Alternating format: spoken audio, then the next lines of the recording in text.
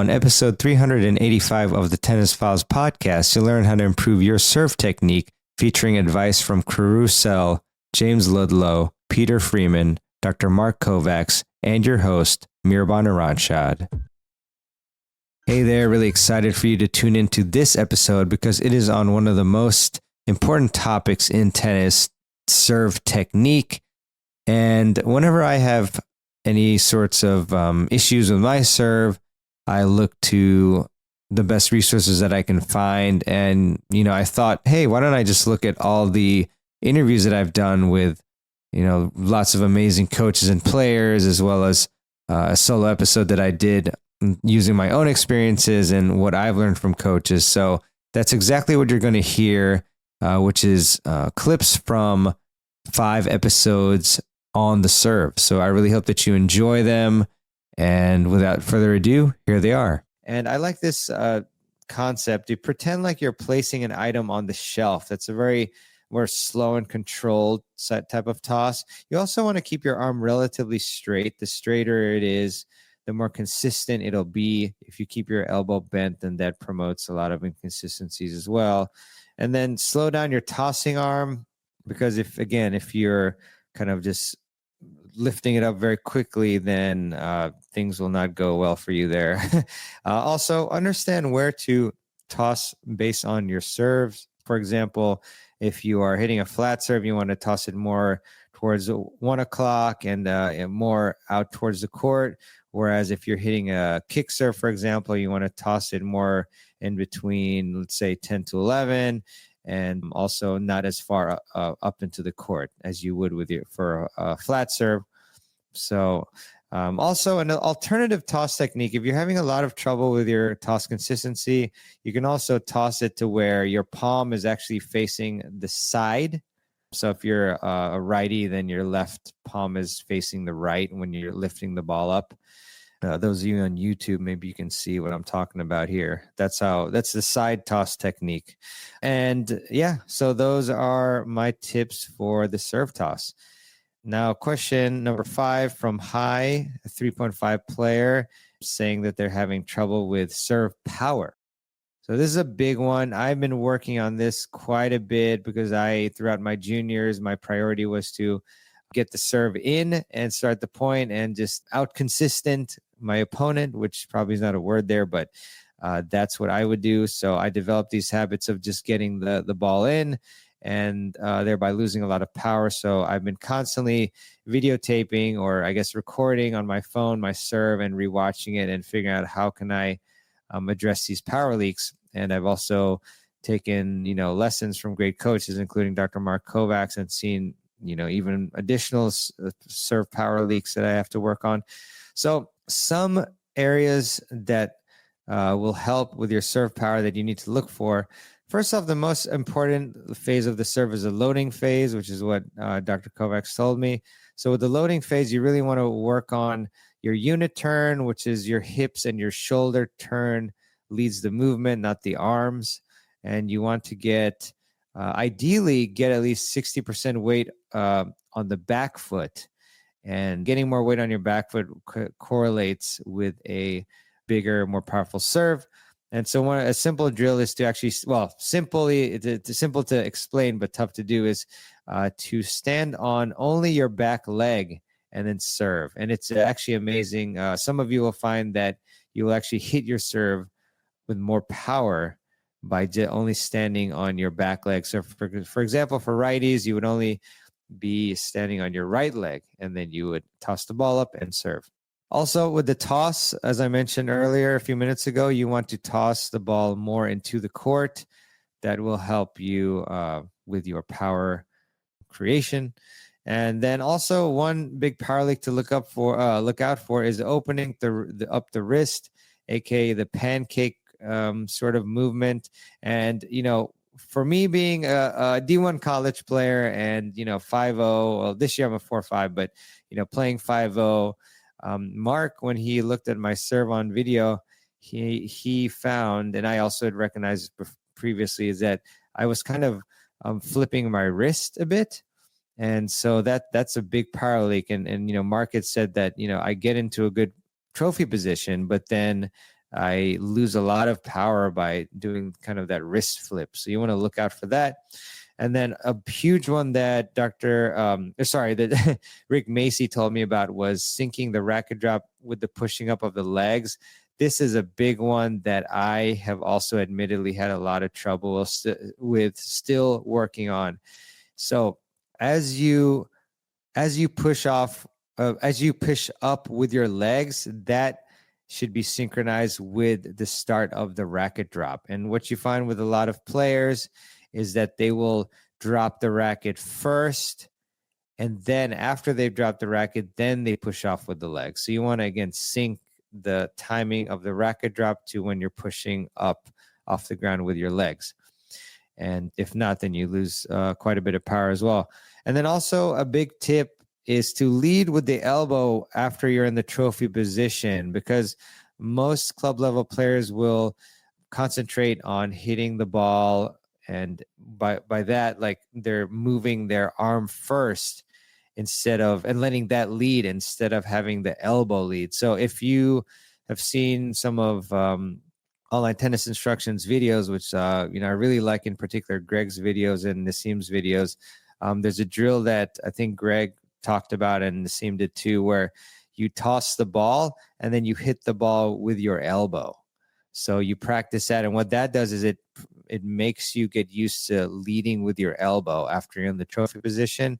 You toss the ball, and then you hit the ball with your elbow. So obviously you're not using your racket, or your racket can be in your hand, but your elbow is making contact with the ball. And then after you do several of those, then you can toss the ball up and work on leading with your elbow. And maybe you toss the ball up. I actually have been really enjoying this technique. You toss the ball up and then you delay a bit with your motion so that you just let the ball drop, but then that's taking the next step after the shadow swing. And I found that has actually helped me transition even easier to then hitting the ball. So I really like that one. Also, staying loose and relaxed really helps with the power generation. If you're tight, you will not be able to maximize your serve power at all. You're just going to be muscling the ball, and you're not going to be using your kinetic chain. And then, once again, please film yourself. I have filmed thousands of small clips of my serve by now.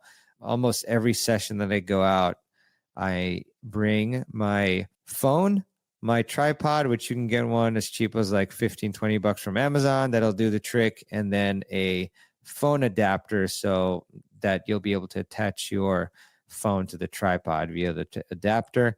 And that's what I do. And then I can see, is my wrist breaking, or is it staying in the right positioning? Am I pushing off as I drop my racket? All these things. Yeah. And the toss, is that in the right place? And you can't really tell a lot of this stuff. You really cannot, unless you videotape yourself, record yourself. I think I had a viewer kind of chastise me for saying videotape yourself, because they say, oh, there's no more videotaping. I mean, I think you all understand what I mean, but I'll just try to say record with your phone from now on. Okay. All right. It was question number 6. So we have 6 more after this. Casper, a 5-0 player, said that they're having trouble with the mental game. They've had 4 losses in the match tie breaks. So I'm assuming perhaps it's USTA matches, but I guess they've lost the last 4 in match tie breaks, which are tough. With those, you have to get to a good start. If you get in a hole of like 5-1, 6-1, then a very low probability that you'll win. Of course, not impossible, but it's tough. But you just have to focus one point at a time. So I think the biggest tip I can give you, first off, is to have an in-between point routine to reset and refocus. The routine I like to follow is to play play with your strings, move them around a little bit, and then feel your feet on the ground. Funny thing, like on my serve, one time this is probably like a couple years ago, I was like just doing like a impersonation like of his serve, just for a video. Yeah, right. And then when I saw the video, I was like, wait, this motion is like way better than mine. It's like way more fluid than mine. And then after that, I just started like kind of doing the Pete Stampers, like kind of racket here in front, Yeah, and yeah, like, toe up. and it's Yeah. just like it smoothed out my serve like tremendously. Like I kept doing it ever since. So and obviously his serve is like all time, probably top three ever. And I was like, why wasn't I doing this like when I was in college or something? Just copy the But pros, yeah, man. I know. I Just mean, you're a like pro, so. I love it. I was a little bit too late for it. I wasn't even like doing it when I was playing pro. So I wish I had done that beforehand, because like today my serve is like way better than what it was when I was like on tour or in college. So it's kind of funny. Cool. Well, this is actually an easy transition. I was going to talk to you about the serve a little bit later, but what was it about his motion? Like, is it just like the weight distribution back and forth that helped you, or what was it in particular? It's a good question. I mean, I grew up trying to do the Fed serve, right? So I was always like Mm. trying to copy his. So I was always a platform server. Mm-hmm. But like the Fed server, I think it's a little bit more difficult. So as I was doing his, I think there was definitely like the rocking back and forth is nice. There's kind of like a momentum that goes into it. I'm not necessarily like a guy who has tons of power, and just even like racket head speed. Like my power comes from good timing, and that just sort of helped me like with fluidity. I feel like the entire swing is just very fluid, and by the time I get to the ball, I'm at a very high contact point, and I'm just really blasting through it, but without feeling like I'm overdoing it in terms of power, in terms of like adding too much power that I feel like I'd lose maybe the fluidity, or contact point wouldn't be as great or whatever. Maybe I'd muscle it. So I'm able to just sort of in a very fluid way like hit the ball very clean, and it just kind of moves very naturally. So yeah, I just found it to be a much repeatable motion. Sweet. And so, as far as like pinpoint and platform, just curious, like, have you experimented with those stances throughout your career? I've done pinpoint for a little bit.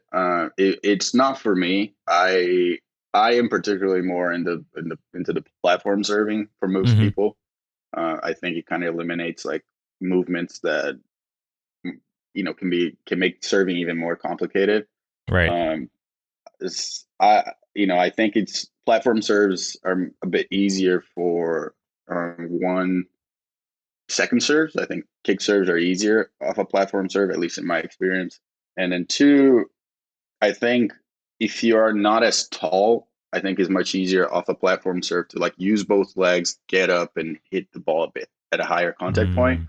Where I think like the pinpoint serve, like you more slide into the court, so you have a lot of momentum. I think it's good for first serves, but like I feel like the tall guy, it's better for tall guys because you don't really need to get much height. You actually just want to get the body kind of through it.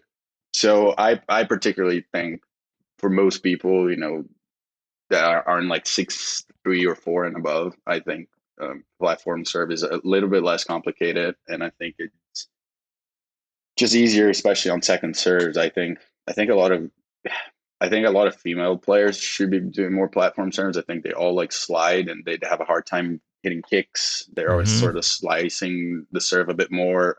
Right. I think off the platform serve, I think they would actually do a better job with that. But there's very few girls that do it. So I don't know. I just find it to be a much easier motion, and I can use my legs a lot more. I think so. Yeah, that's a lot of great things to consider there with the stances. I mean, yeah, thinking about platform versus pinpoint, I think, yeah, you think of like Isner and Query, like they're really tall Yeah, guys using the pinpoint, yeah, and then like I think like Erotic was like kind of a modified platform, like it yeah, was narrow. yeah, What do yeah. you think about that, by the way? Like the narrow platform, what I benefits don't is mind that? it. Yeah, I don't mind it. I mean, I just think like you just kind of have to do what is natural to you. But yeah, the Roddick, I mean, it's kind of its own thing. Like I think very few people have yeah, done it. I don't think you should be very close together. I think like Monfils was doing it for a little while, very close. yes. I think it has to be like a little in between there. There's got to be some separation. Um, but just in general, I just find it to be just an easier serve. Gotcha. Cool, Karue. So one more question about that before we dive into your career, which is an interesting one as well. But um, you got any tips for us on getting more racket head speed. It seems like a lot of players they have like issues with like the racket drop, and they're just not getting quite that racket head speed, which is obviously key to getting more power and spin, etc. Yeah, I mean, I'll be honest. Like serving for me was always really difficult. I was never Yeah. really a big like a good server. I only really started understanding serving like actually fairly recently. I think the biggest part is I think people end up like kind of pushing the serve. Like it never Yeah. really snaps at the top. They end up sort of like going like very pushy through it. A great drill that I actually learned like while working with Naomi. It's like you actually stand on the tee, like on the tee, like on the service box, right behind the service box on the serving like ad side, and you offer like a half motion, so you just kind of place the racket at the top. You try to like just sort of smack it down as short as possible on the box and wide. So like you have to like really snap it up here, like bah. So you try to like really go like fast from up there, and it's all gonna be like this motion up here of like letting the racket drop and accelerate. And I do this, with a lot of my players. I do it myself, and you don't really use much of your body. You just use the arm here and just like kind of snap it down. Again, you want to make the ball really go like bounce up and down and short on the box, and that really has helped me with like kind of that part of it, because you got to be quick from the moment you get to trophy position to like the ball, right? That like kind of motion up with like a lot of speed, and after that it just sort of goes naturally. So that is in general, like think about hitting like at the highest contact point you can hit. You know what I mean? I think a lot of people let it drop too much, and then they sort of have to push it. If you place your arm up with the racket and you can see sort of like, oh, this is where I kind of need to be. So I'm just going to toss it and kind of catch it there. You know what I mean? It's like at that highest contact point. I think if you look for the highest contact point, you'll naturally accelerate a little bit more on the serve. Gotcha. That makes sense, James. I recently saw, I guess, obviously an older video of Vic Braden and talking about pronation and where the palm should be facing, after you strike the ball. So I was wondering, like, what are one or two of the biggest takeaways that you got from Vic Braden's teachings, if you can remember? One of the biggest, I tell you, one of the ones that really stood out to me. Two of them actually. The first one is he talks about the use of the legs in the serve. And even when I was first started off in the game, I was under the impression myself that in order to generate a lot of power, I should jump on the serve, really try and use the lower body. And I always remember watching a video where he had players jump on a trampoline and try and hit the serve. And you think, wow, they're going to get a lot of power, but they actually lost up to 50% of the power by using the trampoline, since now all the stabilizers are gone. They got no foundation to hit off. And that was a real eye-opener for me. That was a big one. Since then, I realized from that point that, okay, the legs are very important, but the arm mechanics are extremely important. They probably give you 80% of the results, and the legs give you around 20%. And then the second one for me was the ball toss. He did a study on the height of the ball toss. And people often think to give themselves more time, they toss the ball very high. But he did the study that a higher ball is falling faster, so it's in the strike zone for a much shorter period of time. A lower ball toss remains in the racket head for a much longer period of time. And that was an eye-opener for me also. Those two things were really big for me. Yeah, really fantastic stuff. I mean, certainly, you can use all the legs you want, but if you don't have the throwing motion intact, which, has been tough for me to integrate properly as well, then you're not going to have a great serve. And yeah, a lot of great points there. Appreciate that. So the serve, let's dive deep into that. I think that's what we're going to be doing this episode for the most part. So what part of the serve, in working with amateur players, which you all do a great job at OTI, I recently hit with Greg, as we were talking about before the show, and he's fantastic. I've had him on my summits, and he's a great player, very high level as well. Got, ATP point, and then Florian over there. And you have some others as well. Nadim, I think I was just watching a video from him on the toss. So, what part of the serve do amateur players struggle with the most from what you've seen? For me, I probably do around 5 to 10 reviews every day of different students on the serve. And the most common problem we see for myself is what we call the open racket face. So throughout the swing, they open up the palm and the strings. And as soon as they do that, they now hinder their ability to get into what we call the racket drop. That's a major power position on the serve. Pre-stretches the shoulder muscles, the forearm muscles, and so forth. But as soon as we open up the racket face, it not only hinders your ability for the racket drop, but it does put unnecessary strain on the shoulder joint. And that's a very common problem. And the question you got to ask is, why does it happen? Very natural. It's because our brain, what's the most logical thing to do? We want to point the strings to the ball because we want to make contact with the ball. But if you actually look at the best players in the world in slow motion, the strings are not pointing to the ball until the very last second, until they make contact. And that's why I do believe that the serve is probably the most difficult shot to master in all sports. Very dysfunctional for the brain. It doesn't make sense to the brain. But what I will say is, to all of you guys watching, once you master it, it's a very great feeling to know that you can hit a good serve. So, yeah. But that's the most common thing, the open racket face, I would say, for me. Yeah, I see that a lot with amateurs. So what is the solution or solutions to that problem? Well, the best thing I can give advice for players is, first of all, break it down. That's the first step. But the key that they have to master is what we call that right to left arm action. If they can get into what we call a half serve position, the half serve position is basically where the elbow is just below shoulder level, tip of the racket points to what would be the right side fence if you're a right-handed player.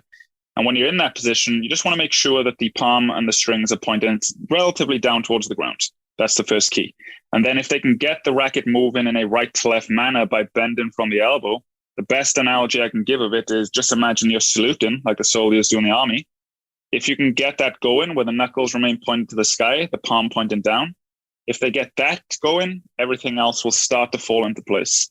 But that's the main key for fixing it. And then if you want to go creative, then you can use like the bottle drill, for example. So you get the bottle of water, you fill the water bottle up.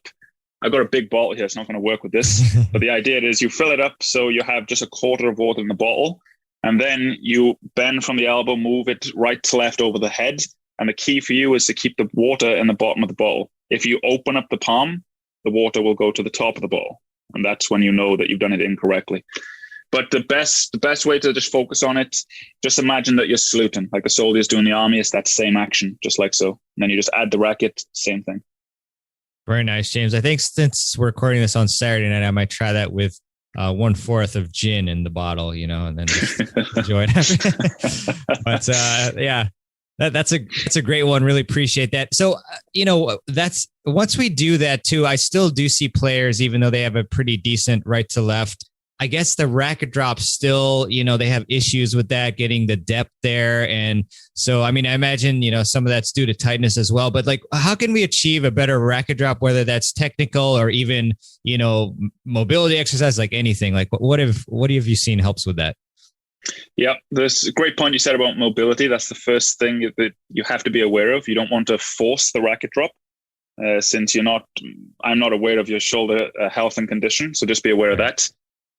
But one thing I do always say to players is we show them the optimal racket drop, which would be along the right side of the body, the tip of the racket around hip level, depending on the shoulder flexibility. That's the optimal racket drop. But what I always say to players is you don't need to achieve that racket drop. You don't need to have it picture perfect. All you got to do is work within your own limitations. So even if you can get it just 3 or 4% better than what it already is, you're going to see an improvement in the effortless power on the serve. But how do you do that? How do you get into a better racket drop? Well, there's several drills you can do. One brilliant one is we call it the elbow the ball drill. So you would toss the ball up and you would try and have the ball fall onto your elbow. Now, naturally, that puts you into that racket drop position. And then you may be asking, okay, but how do I progress that with a ball? How do I start hitting the ball? Well, what you do is you basically trick the brain. So you do 2 where you elbow the ball. On the third one, you would toss the ball up and you just make a conscious effort on elbowing the ball. But the last second, you swing up to contact. Now, it's going to feel very weird, very strange in the beginning. You'll most likely miss hit the ball, but that's completely normal. That's fine. But that will really start to get the racket falling down and away from the body into that racket drop as soon as you get that feeling. And what I think the elbow the ball drill is so excellent because you can have players stop in that position, and now they get a visual idea of what that racket drop should actually look like also. And having that visual picture in your mind for what it should look like is also very, very beneficial for players. Yeah, I can definitely vouch for that drill because I watched one of your videos with that drill and I did it, and it definitely helped my my power on the serve. So I'm glad you brought that one up. Some more questions on the serve. So I know obviously, there's great servers who execute the platform stance, both feet apart and they don't move forward, or the back one doesn't move forward. And then, you've got the pinpoint where the back foot moves forward and other mishmashes of that. So how do you go about recommending one versus the other to players? Is there any like bodily characteristics of people where you say, oh, maybe the pinpoint is better for you or vice versa? Well, the main thing that comes down to the discussion about stances for us when we're talking about technique is, let's say there's a player who's maybe you want to work on your arm mechanics. Then we refer to the platform stance because that's the easiest stance to use when you're learning other techniques. Trying to coordinate the pinpoint along with other mechanics can be difficult. But with that be in mind, if the pinpoint stance works for you, then by all means don't change it. As the saying goes, if it ain't broke, don't try to fix it. That's the saying. But of course, there are benefits to both stances. Which one is better? Me personally, I use the platform stance. Just a personal preference. But with players, if I find the player is having a very hard time coordinating the ball toss, the mechanics, all this kind of stuff, then I'd recommend, okay, let's just break it down. Just work from a platform stance. But as you advance, if you want to move to a pinpoint, then for sure, that's definitely a possibility. But Federer, one of the greatest servers of all time, uses that platform. So, Pete, I have always actually struggled with my serve. It's a tough shot. It's like, it seems like it should be easy. The ball's not, you're not having to move towards the ball or anything like that. You toss it yourself, you can control yourself, but it's really not that easy. So I do want to ask you, obviously, your 5 top reasons, and I can, provide some of mine as well. But let's just go to the first reason why tennis players cannot serve properly. Yeah. So, most people, when they start playing tennis, they either do a couple things. They go out there with a buddy, or they go out there with a beginner tennis class. That's usually the 2 ways people get introduced to it. And of course, it's a natural thing to want to play right away. You want to, you watch TV, you see the serves go on TV, you got to serve to start a point. So you want to do that as soon as possible. And, the fastest way to start learning how to serve, which makes the most sense if you don't know advanced technique, is to just grab it like a frying pan. You're basically like in an aggressive semi-Western grip, and that's going to push the strings right to the court. So you just basically have that frying pan grip, you tap the ball forward, it's in the box, and you're playing tennis. So in the short term, that is the fastest way to start serving and get the ball in and playing. So it's not a bad thing if your goal is like, I want to play as quick as I can and learn how to play a real tennis match. Now, the problem becomes as you start to get kind of good at the game and you start to notice other players at your club, you're like, wow, they have a good serve, or my coach has a really good serve. When I watch TV, they have amazing serves. Everybody I'm playing with and looking around the club, about 85% of the people at the club don't have a good serve. And the reason why is because most people start out with exactly like I'm explaining, and then to relearn it and completely change the grip is a really tall order. And so that's one of the biggest reasons right off the bat why people don't learn how to serve properly. And so this podcast that we're talking about, my 7-day serve challenge, this is a negative title, right? Why you don't serve properly. But what I want everybody to understand is that everybody can learn how to serve properly if you follow the correct steps. And I think that it's a big desire of most players who play tennis, especially most players who are going to be listening to a podcast like this or watching a YouTube video or might sign up for my 7-day serve challenge. This is a more hungry crowd. So if you're hungry and you're willing to follow the right steps, you can do this. You can be one of the people that stands out from the crowd, because the crowd playing tennis can't serve properly. Now, Pete, great stuff. I'm wondering, I guess changing the grip and having the right serve technique may not be for everybody. So can you tell us like who is the type of person that maybe they shouldn't worry so much about changing their technique versus like who is somebody that they should definitely, change their technique if they have a certain sort of approach or goal or anything like that? I think that's a great question, because my goal and job as a tennis coach is to look at each individual and figure out what they want, what makes them happy on the court.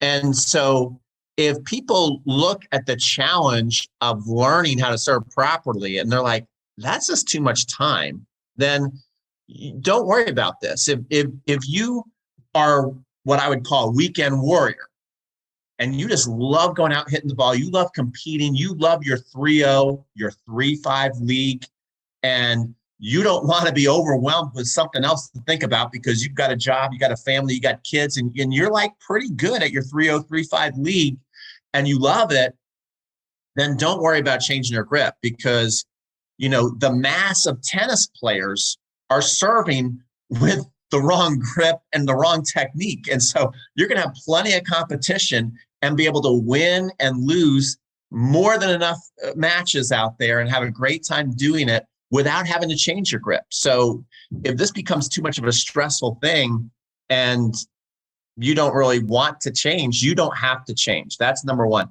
But I do think that the odds of that happening with people listening to this podcast and watching a YouTube video and going through courses, I think the people who are going to be fine with that is a low number. I think these are what I like to call totally obsessed tennis players. And so they are looking to get to the next level, not only just in winning matches, but, one of the people that I teach, he said something really that I love. He's like, Pete, of course I want to win my matches, but it's more important to me. I want to learn how to play beautiful tennis. Like he wants to learn the art of tennis. So if you're somebody who just wants to win matches at all costs and you don't really care about, going level by level up and you just love your competition that you're in every week, don't worry about changing your grip. If you're somebody's like, I want to win, but what's even more important is I want to learn this art of tennis. I really find it a fascinating sport and I want to do things the right way. Then you should probably change your grip. Yeah, thanks for that, Pete. For me, just to give you some insight, I'm playing against tough players, mostly 5-0, some 4-5s, and they will eat up the return if your serve is not, placed well or doesn't have enough pace or enough spin, variations of that. So I'm always looking to improve my serve. And, if you want to really achieve your potential as far as, levels, then you do want to take the time to get the right technique. But, if you just want to have fun or you're content with your level and you just are purely okay with just trying to win with strategy alone, and, of course, other factors like mental game and stuff and fitness, then, you don't have to change. If I could stop you right there, Mehrban, because I've heard you said in the beginning, that your serve, you think it could get better. I would love it if you did the 7-day serve challenge. And one of the cool things about the 7-day serve challenge is it's not just about going through videos. Every day we got a very specific assignment. We break the serve down into bite-sized chunks. And then one of the cool things you can do is I also offer free coaching during that week, like real coaching, where you can use the app that I have inside of the challenge and you just click on the video button, or you can even use a text. You can write me a text message and put a YouTube link or a Dropbox link and show me your serve. And I will analyze it for free and show you, hey, this is what I really like about your serve, Mehrban. This looks really good. And, I think this could improve. Maybe it's your toss. Maybe it's your rhythm. I basically show the actual individual. So this is not just about going through the courses that you guys love. I know you guys love to do step-by-step video courses. That is there. But if you want to go the extra mile and get free personal coaching from me, you get that as well. So it's kind of the best of both worlds. Hell yeah, Pete. That's a great idea. I'm going to try and do that. set aside some time. And with that challenge, I'm curious, you know, for my own schedule and to inform everybody else, like, would you say that, you know, each of those days you'd have to be on the court to hit balls, or is it like at home, or is it a mix? That's a great thing too. This is a brand, I've done the serve challenge now, 7-day serve challenge. This is our 3rd year. This year, it's all new videos. And one of the things I'm adding is I'm adding at-home training, because it is in February. So every year, some people would sign up, go, well, I can't get out to the court because it's too cold. Or if there's, God forbid, a COVID lockdown and where you are, you know, so people have different challenges out there. Just a busy week at work. That's why I also suggest you go lifetime access so you can do it over and over again. But I'm doing at-home training as well as on court. So each day you're going to get a lesson that you can go out there and do on the court, step by step. Just follow what I'm showing you. Usually 2 or 3 drills to go through. And then I'm also doing at-home training as well. And don't take the at-home training for granted. One of my favorite, I'm like so happy that there's this movie out there called King Richard, which I think Will Smith is actually nominated for a Best Actor award. So that's kind of cool to see a tennis movie, you know, actually get some nice publicity and be out there. But the young ladies who play at Venus and Serena, when I was watching the film, I was like, oh, thank goodness, they finally got some good juniors. So I don't have to like turn my head to watch the tennis. And I was shocked to find out that these 2 young ladies never played before. Wow. And the one who played Venus, and you go watch her serve, she looks good serving, which people, as we know, and there's many of you out there listening, if you are 3-0, 3-5 or struggling 4-0, and you just look at your own serve or you look around all your peers serve, you know that there's not many beautiful service motions out there. And people have been playing 10, 20, 30 years plus. These 2 young ladies never played before. And it's not because now you could go, well, they just must be younger, more talented. No, they had great step-by-step coaching. And the coach said, you're not hitting a ball for 2.5 months. I'm going to teach you the art of how to serve. I'm going to teach you each progression. We're also going to learn in the style of the Williams sisters. So not only do I want to teach you what a professional serve looks like, but we're going to learn how to look like these, you know, greatest players of all time, Serena and Venus.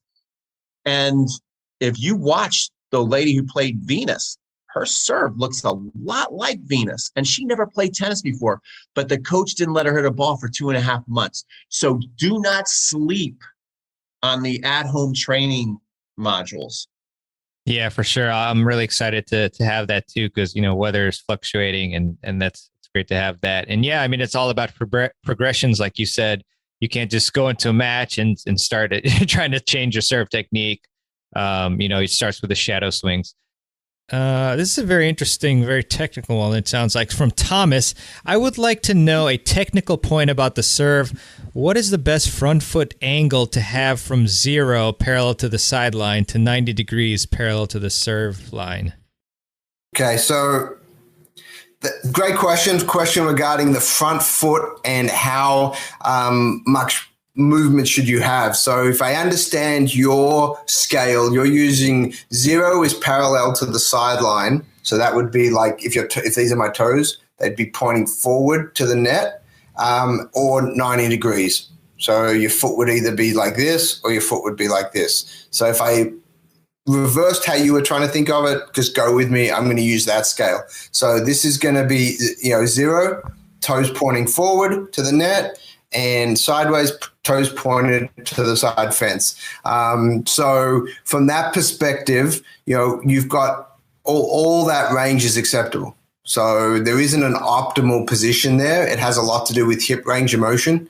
If you've got great hip range of motion, you can do any of it because you have the range. You can go through it. If you've got very restrictive hips, we may even shift it further than that, where our heel of our foot is actually closer to the baseline and our toes are slightly pointing towards the side. You're actually on a bit of an angle. That allows your hips to rotate. Honestly, I don't usually adjust that very much with players. That's more style. you see what they do. And then if there's some major physical limitation, that's when we'll adjust that. But again, you've got players that have had great serves and made millions of dollars playing this game, serving great with variations in foot position. So that tells us usually it's got a lot more to do with style. And you have to account for what swing do they have as well. Are they pinpoint or platform when they bring their feet up? Do they have a long take back or a shorter take back? Because that'll dictate a little bit as well where you would have their foot position. So I know you may wanted a simple answer. This is better than that. But most of my answers are that's more a stylistic issue, and you have to take into account other factors in the motion. A true fundamental, there are yeses and nos or black and whites. In foot position, you have some variability there based on limb length, based on serve technique, the rest of the motion, and also based on how tight the foot and ankle is, as well as how tight the hip is, especially internal rotation of the hip. Awesome. Thank you for that, Mark. So we have a question from Live in Tennis. Which serve is best, Dr. Kovacs, in your view? Slice, flat, or kick? Can you choose, that's Mark? a great question. Which serve is best, slice, wide, or kick? They're all vitally important. If you've only got two of the three, you're not going to be an optimum server. It's just the case because, the more options you have, the better you're going to be from a serving perspective. But in general, the safest serve that can do the most damage on a regular basis is the slice serve. Reason being is margin for error is usually pretty high. You can go tee, you can go body, you can go wide, and you can hit all three serves. And you've got the ability to add more slice or less slice depending on what you're trying to hit. So if you had to, put me on the spot, and I've actually never been asked that question in that way, is if you could only have one serve, which would you take? I reworded your question a little bit.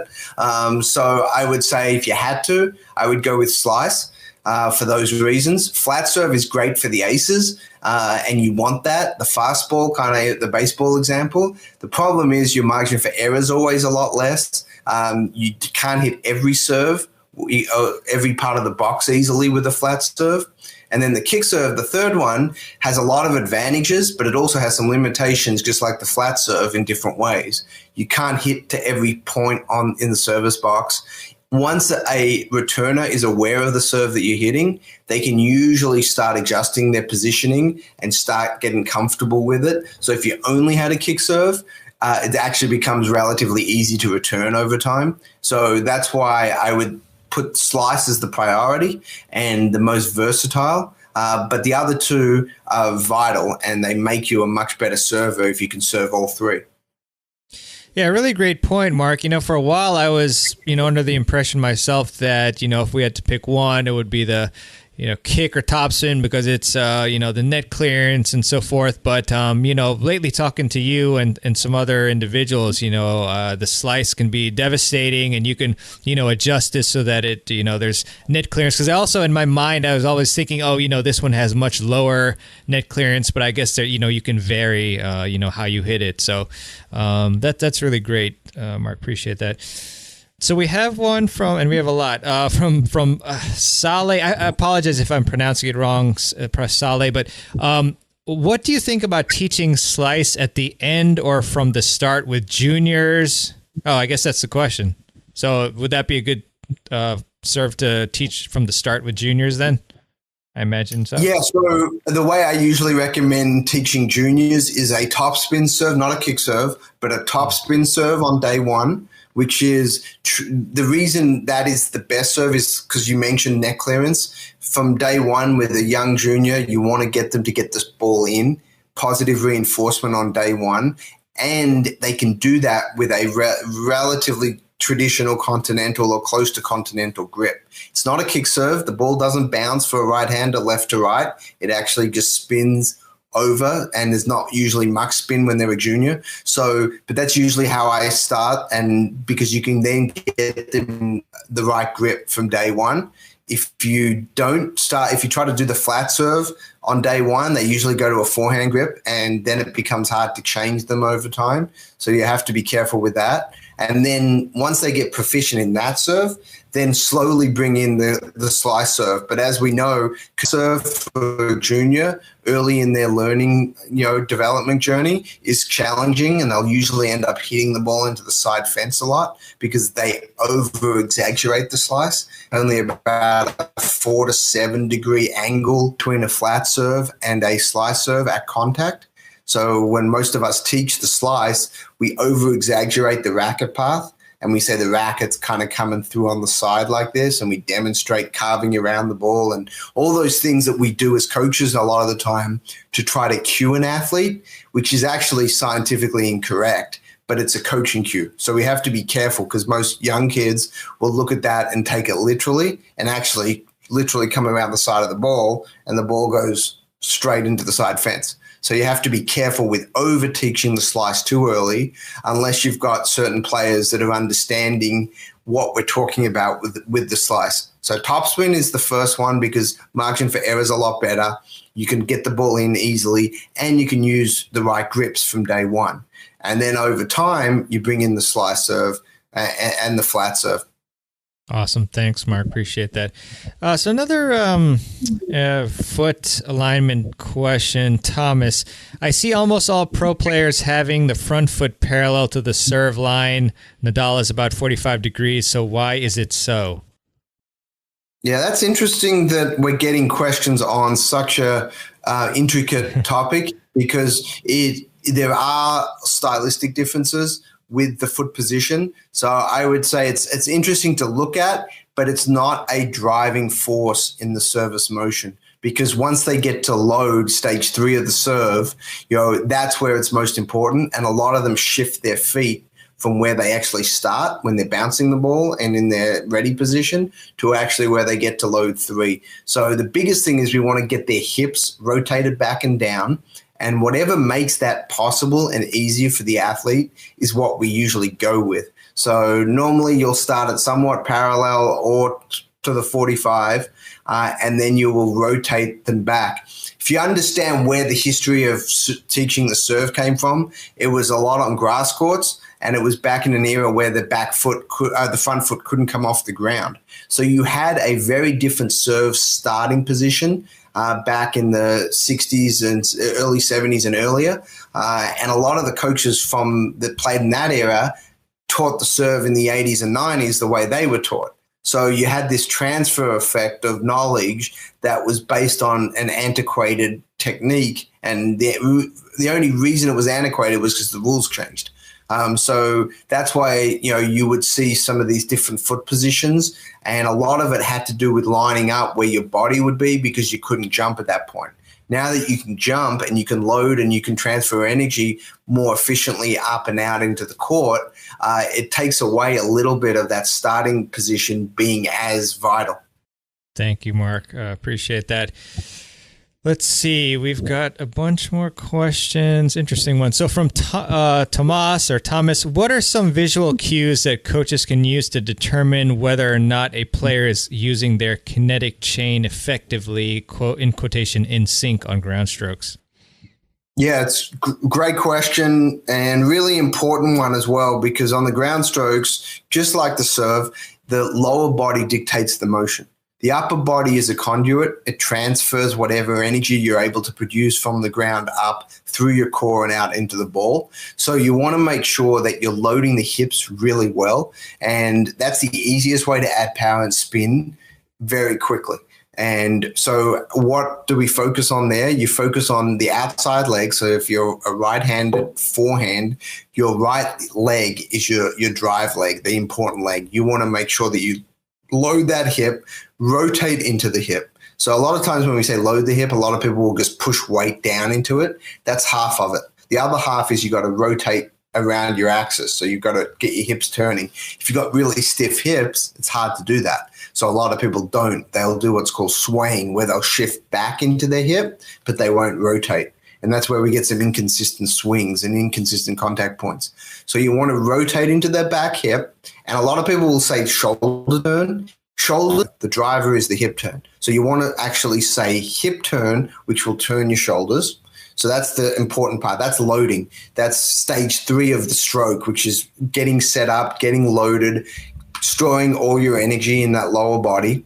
And then the release from there is where everything good should happen from whatever you've stored. Whatever you've been able to store into that point then has to release out into the ball. And you have to make sure that you extend through contact. Even if you're going to hit with heavy topspin, say, Rafael Nadal hits with great topspin, but he fully extends his arm. He's actually able to hit through his contact zone. And he just does it so quickly that it happens, so rapidly and so violently in a good way that he's able to get so many RPMs on the ball. So from a sinking standpoint, always think lower body first. Make sure we get that outside leg loaded, rotated in, and that's our stored position. And then we accelerate out of there and extend through target. And that's the consistent way. Doesn't matter what grip you have, what swing path you have. That's the general concept. Then depending on the grips and swing paths, then it does change where your contact points end up being. Your contact point may be closer to your hip if you've got more extreme grip. If you've got a more traditional grip, Eastern forehand, something like that, you're going to have a contact point a little further out in front, a little further away from you, things like that. So the grip and swing path do make a big difference in contact point. But the general big picture concepts of how to sink the kinetic chain is lower body first, outside leg load and rotate around, and then accelerate through target. Awesome, Mark. So I'm going to ask a selfish question because it's from myself, but I saw a video, and I actually brought this up in Jeff's session, I think a couple of days ago, or maybe it was yesterday. But so I saw a video which said that players should not push off of their back foot or their back leg on the serve. And I thought that was very interesting, because I have seen, obviously, the importance of loading the back leg. And so I can see how that can be confusing for some individuals, and I've gotten emails about that too. So I wanted to ask you about your thoughts on, the instruction to not push off on your back leg when you're serving. Any thoughts on that? Yeah, I mean, I'm not sure what you're referring to, but I'd have to understand the context because all the data from every biomechanics lab in the world of all the great servers is the same. And the back leg load is the priority loaded leg. You do shift into the front leg, so maybe that's what it was referring to. It's like everything else. You go from one position and you shift weight into another position. That's what movement is. So you have to go from the back leg, usually around 60%. If people look for a percentage at stage 3 of the load, that's the driver. You push up through the back leg, and as you're starting to come out of the back leg, you start shifting weight into the front leg, and then you do come off the front leg. I mean, there is weight shift in the front leg, but the driver and the priority is always the back leg. So that data is very consistent. It's been 40 years of biomechanical research, and that's been shown in every biomechanics lab in the world on every great server. So there's no really discussion about that among anyone I've spoken to. So maybe I'm not exactly sure what they were referring to. If you've got more info on it, it'd be helpful to understand it better. Yeah, sure. I mean, it might be tough to describe now, other than follow up to that is then, at the stage where you're actually pushing off from the ground, what percentage roughly is usually, should the distribution be between front and back leg? Yeah, so usually 60-40 is the average that we see, sometimes as much as 70 off the back. And then as you're starting to come out of the back leg, your weight is starting to shift into the front. So if you watch every good server, they don't go straight up. They're going up and out into the court. So if you're going up and out into the court, your weight is shifting. So that's where it goes from 60 to 70% back leg, into the front leg. And that shifts between stage 3 to stage 5 of the serve. So maybe that's what they meant, was just, hey, at some point your front leg's engaged, which it is. But if you push off the front leg and that's your drive leg, then you're not going to load the back leg. And we see that is they weight into the front leg early during stage 3, and then they just can't generate any power off their back leg. They can't rotate the right way, and they open up too early. And that's the number one issue with most poor servers, is they shift their weight into their front leg too early. So that's why we never recommend any mention of front leg load, because you don't want to get that in the mindset of any server, because they're gonna overdo it. All right. I really hope that you enjoyed this Serve Technique Masterclass episode of the Tennis Files podcast. And if you did, I would really appreciate it if you leave a review for the show on Apple Podcasts, going to tennisfiles.com/Apple Podcasts, or just to leave a review on your favorite podcast app of choice that you use to listen to the show. Either way, I would really appreciate it. Also, you can find all the full-length episodes for the clips that we use today by just going to the show notes page, and that's in your podcast app that you use to listen to the show, or on tennisfiles.com, and you can click them and listen to the full interviews. So definitely highly encourage you to do that if you enjoyed any or all of those clips on today's show. Also want to leave you with a quote, as I often do at the end of the show, and this one is by Michael John Bobak, and Michael said, "All progress takes place outside the comfort zone." So that's really big. That applies to the serve as well. You know, oftentimes when you try different techniques and what you're used to, you won't feel comfortable, but that's where the progress takes place. So don't forget that. And with that, thanks so much for listening, and I hope that you have a great holiday season. We'll be back next week, like every week, with a new episode. So until then, I will talk to you later, and have a great rest of your week. All the best, and keep improving your tennis game. This is your host, Mehrban Iranshad, signing out.